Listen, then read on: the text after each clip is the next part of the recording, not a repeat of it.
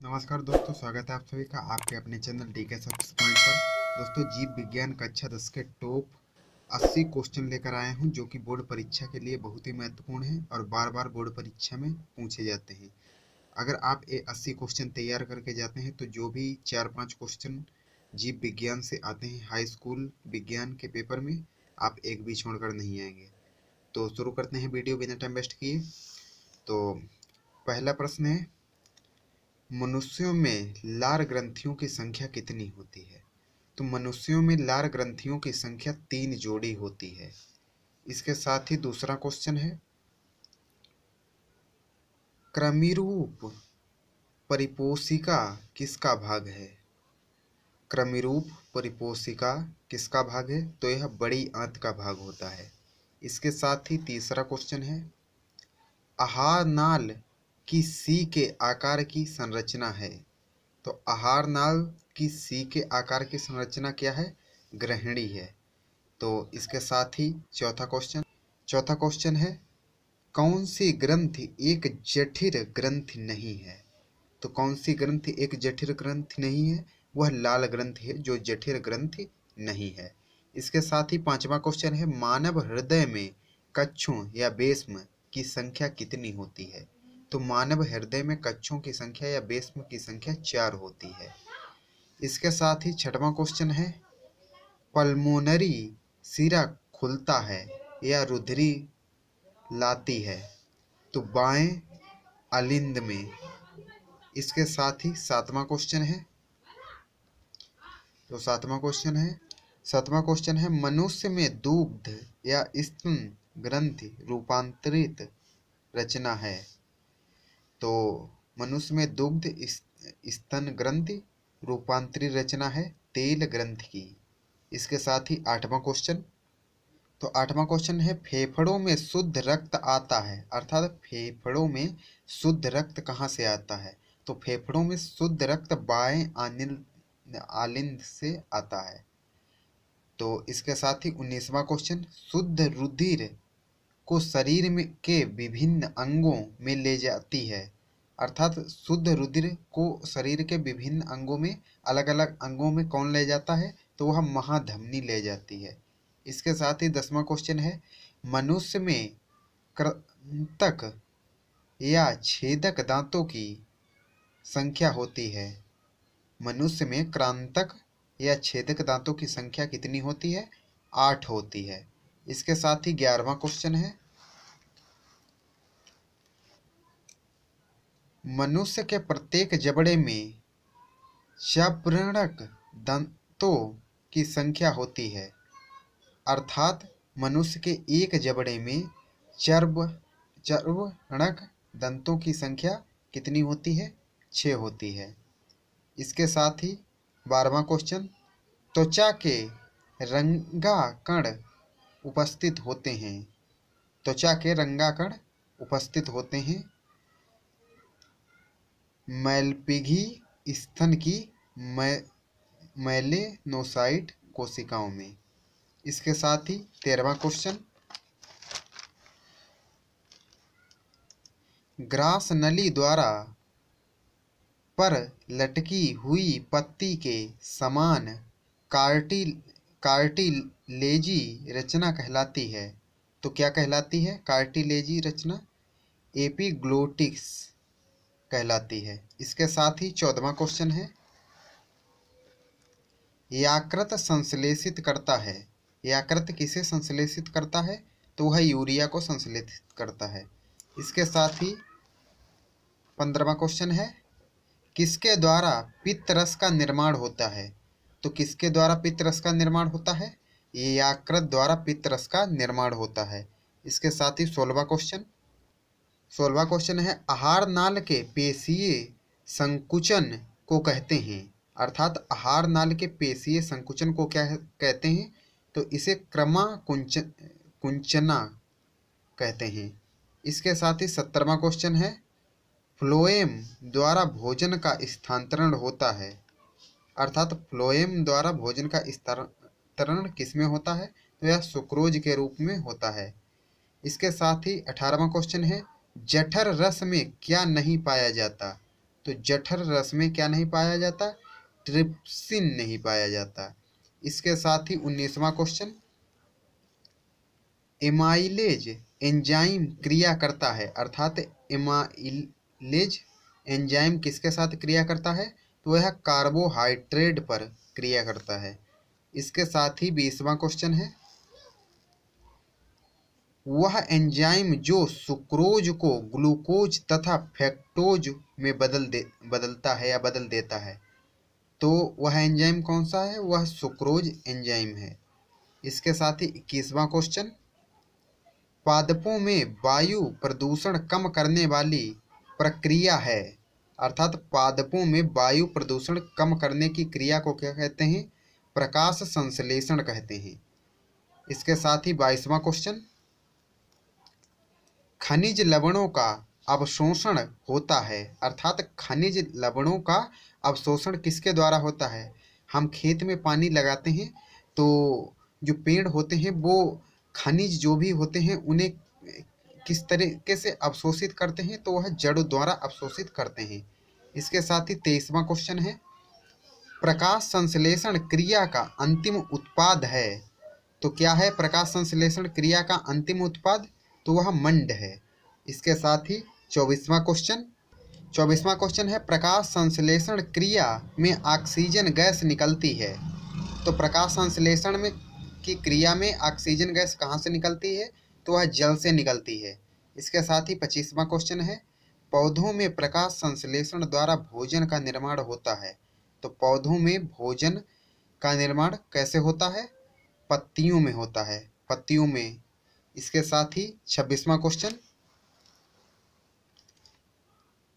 बासा में घुलनशील विटामिन कौन है? तो बासा में घुलनशील विटामिन कौन सा होता है? तो वह रेटिनॉल होता है।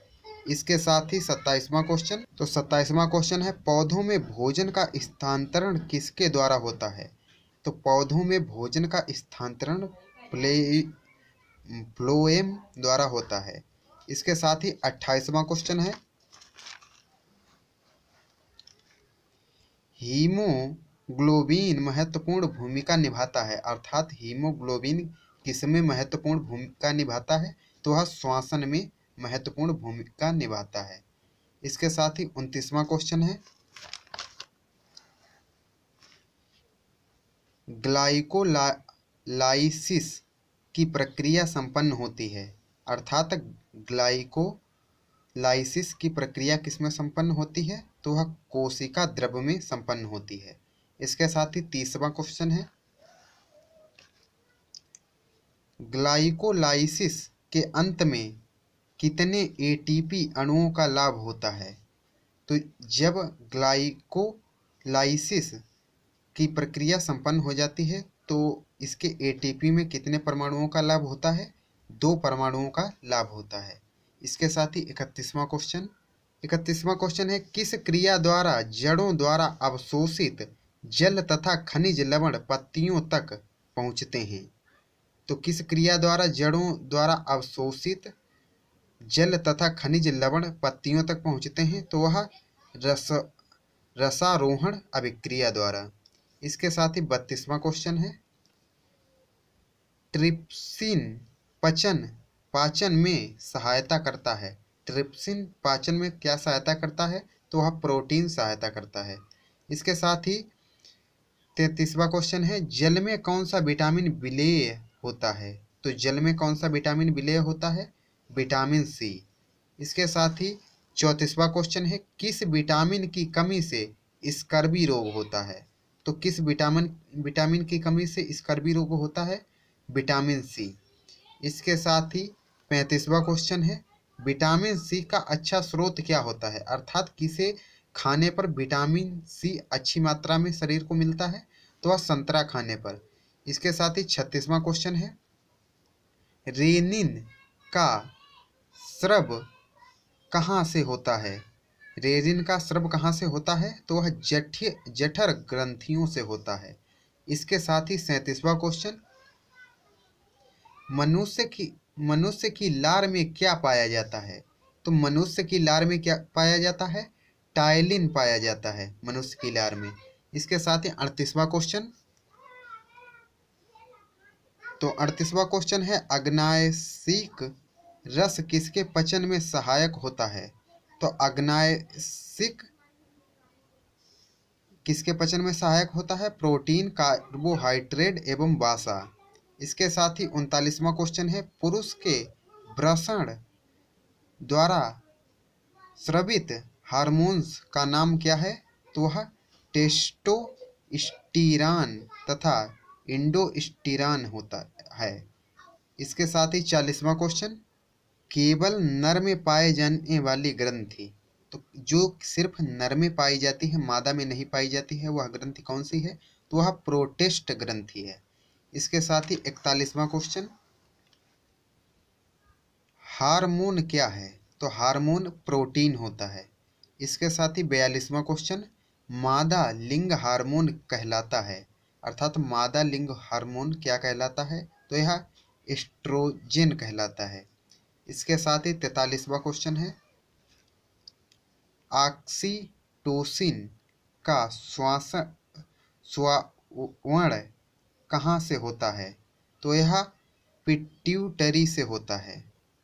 इसके साथ ही 44वां क्वेश्चन किस हार्मोन की कमी से मधुमेह रोग हो जाता है? तो किस हार्मोन की कमी से मधुमेह रोग होता है? तो यह इंसुलिन हार्मोन से की कमी से मधुमेह रोग हो जाता है। इसके साथ ही 45वां क्वेश्चन 45वां क्वेश्चन है कौन सा पादप हार्मोन कोशिका विभाजन में सहायक है? तो कौन सा पादप हार्मोन कोशिका विभाजन में सहायक होता है? तो वह साइटोकाइनिन हार्मोन कोशिका विभाजन में सहायक होता है। अब 46वां क्वेश्चन, तो 46वां क्वेश्चन है ऑक्सीजन की सबसे अधिक सांद्रता पाई जाती है? तो ऑक्सीजन की सबसे अधिक सांद्रता पौधों की वृद्धि शीर्ष में पाई जाती है। इसके साथ ही 47वां क्वेश्चन है वह अंतः स्रावित ग्रंथि जो मस्तक में पाई जाती है या मस्तिष्क में पाई जाती है? तो पीयूष ग्रंथि पाई जाती है मस्तिष्क में। इसके साथ ही 48वां क्वेश्चन है उस हार्मोन का नाम बताइए जिसका उपयोग बिना निषेचन के बीज रहित फल प्राप्त करने में किया जाता है? तो वह कौन सा हार्मोन होता है? वह जिबरेलिंस हार्मोन होता है। इसके साथ ही 49वां क्वेश्चन है पतझड़ से संबंधित हार्मोन होता है? तो पतझड़ से संबंधित कौन सा हार्मोन होता है? एब्सिसिक अम्ल होता है। इसके साथ ही 50वां क्वेश्चन कौन प्रतिवर्ती चाप बनाता है? तो कौन प्रतिवर्ती चाप बनाता है? तो यह संवेदांग ऋणरज्जु पेशी बनाता है। इसके साथ ही 51 क्वेश्चन है यदि एक मनुष्य में प्रतिवर्ती क्रियाएं नहीं हो रही हैं, इसके तंत्रिका तंत्र का कौन सा भाग क्षतिग्रस्त हुआ है? तो मेरु रज्जु भाग शरीर का क्षतिग्रस्त हो जाता है यदि किसी मनुष्य में प्रतिवर्ती क्रियाएं नहीं हो। इसके साथ ही 52वां क्वेश्चन तंत्रिका तंत्र का कार्य होता है, अर्थात तंत्रिका तंत्र का क्या कार्य होता है? तो यह संवेदना ग्रहण करना तंत्रिका तंत्र का प्रमुख कार्य होता है। इसके साथ ही 53वां क्वेश्चन है सामान्य मनुष्य में मस्तिष्क का भार होता है? तो सामान्य मनुष्य में मस्तिष्क का भार 1300 से 1400 ग्राम अर्थात 1 किलो 300 ग्राम से 1 किलो 400 ग्राम के बीच होता है। इसके साथ ही 54वां क्वेश्चन है मनुष्य के मस्तिष्क का कौन सा भाग सर्वाधिक विकसित होता है? तो मनुष्य के शरीर का कौन सा भाग सर्वाधिक विकसित होता है? तो यह सेरिब्रम सबसे विकसित होता है। इसके साथ ही 55वां क्वेश्चन है मनुष्य में मस्तिष्क का कौन सा भाग ताप नियंत्रित रखता है? तो कौन सा भाग मस्तिष्क का ताप नियंत्रित रखता है? तो यह हाइपोथैलेमस होता है जो ताप नियंत्रित रखता है मस्तिष्क में।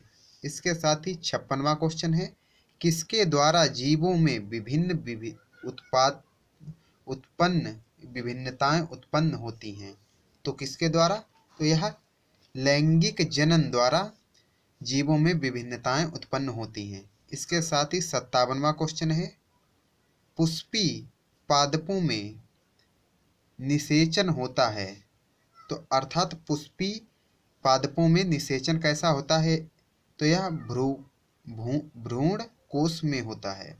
इसके साथ ही 58वां क्वेश्चन है, द्विनिषेचन क्रिया में त्रिक संलयन के पश्चात बनने वाले ऊतक का क्या नाम है?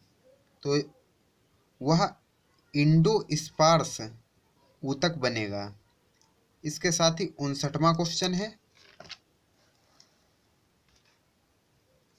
कीट परागण होता है, अर्थात कीट परागण क्या होता है? तो यह सैल्विया में होता है, सैल्विया में होता है। इसके साथ ही 60वां क्वेश्चन है, कहाँ लघु बीजाणु पैदा होते हैं? तो कहाँ लघु बीजाणु पैदा होते हैं? तो यह पराग कोश में पैदा होते हैं। इसके साथ ही 61वां क्वेश्चन है, एक पुष्प के स्त्री केसर के मध्य भाग को कहते हैं? तो वर्तिका कहते हैं। यदि आपको हमारी स्पीड अधिक लग रही है तो आप अपने मोबाइल से स्पीड कम करके देख सकते हैं, और मेरी स्पीड थोड़ी फास्ट है तो मैं फास्ट ही चलता हूँ। और अगर आप लोग कमेंट करके बताएंगे तो धीरे से भी पढ़ाया जाएगा। मैं चाहता हूँ कि आप लोगों का ज़्यादा समय न बर्बाद हो इन बहुविकल्पी प्रश्नों में, और आप अतिलघु उत्तरी प्रश्न और लघु उत्तरी प्रश्न, दीर्घ उत्तरी प्रश्न अच्छे से तैयार कर सकें। और इसके साथ ही साथ बहुविकल्पी के जो भी 3-4 जो भी क्वेश्चन आते हैं उन्हें भी इजीली हल कर सकें, इसलिए मैं थोड़ा फास्ट पढ़ाता हूँ। तो इसके साथ ही 62वां क्वेश्चन है, निषेचन के बाद पुष्प का कौन सा भाग फल में बदल जाता है? तो निषेचन के बाद कौन सा पुष्प का भाग फल में बदल जाता है? तो वह अंडाशय होता है। इसके साथ ही 63वां क्वेश्चन, तंबाकू का सेवन सर्वप्रथम किसने किया? ये देखो, ये तंबाकू का सेवन सर्वप्रथम किसने किया? ये मोस्ट इम्पोर्टेंट क्वेश्चन है, रेड इंडियन ने किया था। इसके साथ ही ये जीके का भी क्वेश्चन बन सकता है। इसके साथ ही 64वां क्वेश्चन है, कोका कोला क्या है? अर्थात वो गाने वाला कोका कोला नहीं, ये कोका कोला जीव विज्ञान वाला है। कोका कोला क्या है? तो यह उत्तेजक है। इसके साथ ही 65वां क्वेश्चन है, विभ्रमक औषधि किसे कहते हैं? विभ्रमक औषधि भांग को कहते हैं। इसके साथ ही ये विभ्रमक औषधि आपको भांग से याद भी रहेगा, कुछ मैच भी खा रहा है। इसके साथ ही 66वां क्वेश्चन है, मार्फिन क्या है? तो मार्फिन क्या है? एल्केलाइड है मार्फिन। इसके साथ ही 67वां क्वेश्चन है, तंबाकू में पाया जाने वाला उत्तेजक पदार्थ है। तो तंबाकू में क्या उत्तेजक पदार्थ पाया जाता है? तो वह निकोटिन पाया जाता है। इसके साथ ही 68वां क्वेश्चन है। तो 68वां क्वेश्चन है, पृथक्करण का नियम किसने प्रस्तुत किया था? तो पृथक्करण का नियम किसने प्रस्तुत किया था? जॉन ग्रेगर मेंडल ने प्रस्तुत किया था। इसके साथ ही 69वां क्वेश्चन है, उद्यान मटर में प्रभावी लक्षण हैं। तो उद्यान मटर में प्रभावी लक्षण क्या है? झुर्रीदार बीज। इसके साथ ही 70वां क्वेश्चन है, गुणसूत्र किस पदार्थ के बने होते हैं? तो गुणसूत्र जो नर्मदा में हम लोग सुनते हैं वो किस चीज़ के बने होते हैं? तो यह डीएनए और प्रोटीन के बने होते हैं। इसके साथ ही 71वां क्वेश्चन है, मनुष्य में कौन सा गुणसूत्र जोड़ा स्त्रीलिंग निर्धारित करता है? तो मनुष्य में XX जोड़ा स्त्रीलिंग निर्धारित करता है। अगर XY होता है तो पुरुष लिंग निर्धारित करता है। इसके साथ ही 72वां क्वेश्चन है, सामान्य मनुष्य में गुणसूत्रों की संख्या कितनी होती है? तो सामान्य मनुष्य में गुणसूत्रों की संख्या 46 होती है। इसके साथ ही 73वां क्वेश्चन है। 73वां क्वेश्चन है, किस तकनीकी द्वारा जीन संरचना को बदला जा सकता है? तो किस तकनीकी द्वारा जीन संरचना को बदला जा सकता है? जीनी अभि अभियांत्रिकी द्वारा। इसके साथ ही 74वां क्वेश्चन है, सूक्ष्म जीव द्वारा संश्लेषित यौगिक को अन्य सूक्ष्म जीव के लिए घातक हो क्या कहते हैं? इसे प्रतिजैविक कहते हैं। इसके साथ ही 75वां क्वेश्चन। तो 75वां क्वेश्चन है, कृत्रिम तरीके से बनाया गया प्रथम मानव वृद्धि हार्मोन कौन सा है? तो यह सोमैटोस्टेटिन है। इसके साथ ही 76वां क्वेश्चन, केंद्रिक किसका बना होता है? तो केंद्रिक किसका बना होता है? तो यह न्यूक्लियो प्रोटीन से बना होता है। इसके साथ ही 77वां क्वेश्चन है, रासायनिकी विकास के किस चरण में न्यूक्लियो प्रोटीन हुआ? तो रासायनिक विकास के किस चरण में न्यूक्लियो प्रोटीन हुआ? तो यह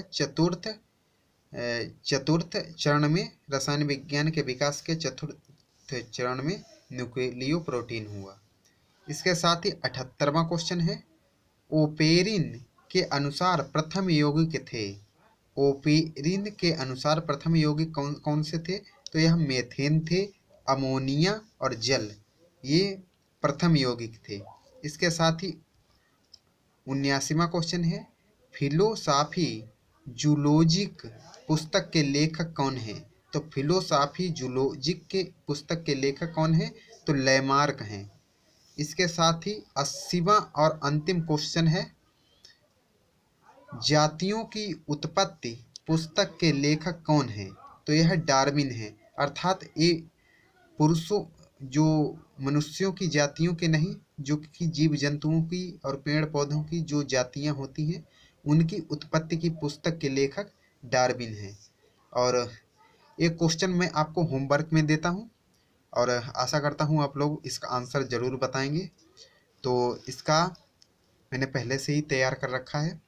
तो उत्परिवर्तन का कारण क्या है? उत्परिवर्तन का कारण क्या है, ये आप लोग कमेंट करके बताएंगे। और आशा करता हूँ आपको वीडियो अच्छा लगा होगा। अगर वीडियो अच्छा लगा है तो लाइक करिए, और अच्छा नहीं लगा, अगर आपको कोई भी इससे प्रॉफिट नहीं हुआ है तो आप डिसलाइक कर सकते हैं और अपने दोस्तों के पास शेयर कर दीजिए, और जिससे उनका भी कुछ लाभ हो सके। और पहली बार आए हैं तो चैनल को सब्सक्राइब करके बेल आइकन को प्रेस कर दीजिए, जिससे हमारी नई आने वाली वीडियो की अपडेट आपको मिल जाएगी। और क्या कहें, मिलते हैं अगले वीडियो में। तब तक के लिए जय हिंद, जय भारत, वंदे मातरम।